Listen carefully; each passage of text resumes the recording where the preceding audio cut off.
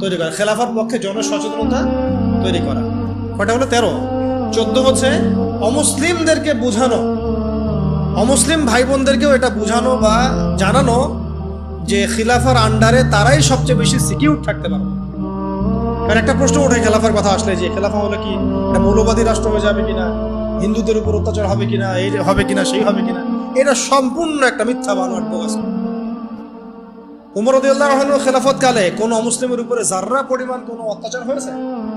বরং আমরা দেখি এখনকার গণতান্ত্রিক সিস্টেমগুলোতে এগুলো হচ্ছে, এবং এই ইস্যুগুলোকে মানুষ রাজনৈতিক হাতিয়ার বানাচ্ছে না, সুবিধা হাসিলের জন্য ইস্যু সৃষ্টি করতেছে।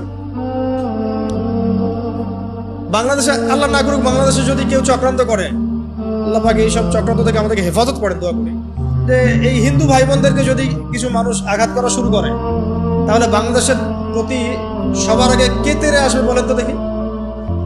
ও কি বসে থাকবে? আমরা না হয় আমাদের ভাইদেরকে ফিলিস্তিনে মারলে আগাই না, সিরিয়াতে মারলে আগাই না, আগাইতে পারি না, বা পাশের দেশ আরাকানে মারলেও আমরা আগাইতে অনেকে পারি না। তাই বলে কি খ্রিস্টানরা পারে না, চাইনিজরা পারে না, ইন্ডিয়ানরা পারে না? ওরা কিন্তু ঠিকই আসবে। আপনি বাংলাদেশের মাটিতে যদি কোনো আমেরিকানকে কখনো মারেন, নাউজুবিল্লাহ, না এটা করতে বলতেছি না, তাহলে দেখেন পুরো শক্তি নিয়ে এসে আপনাকে হামলা করবে না? কোন ইহুদিকে যদি আপনি বাংলাদেশে হত্যা করেন, তাহলে পুরা ইসরায়েল আপনার বিরুদ্ধে যুদ্ধ ঘোষণা করবে না? কিন্তু মুসলিমদেরকে সারা বিশ্বে মেরে ফেললে আমরা ওইটা করতে পারি না, বা ওইটা চেতনা আমাদের মধ্যে কাজ করে না।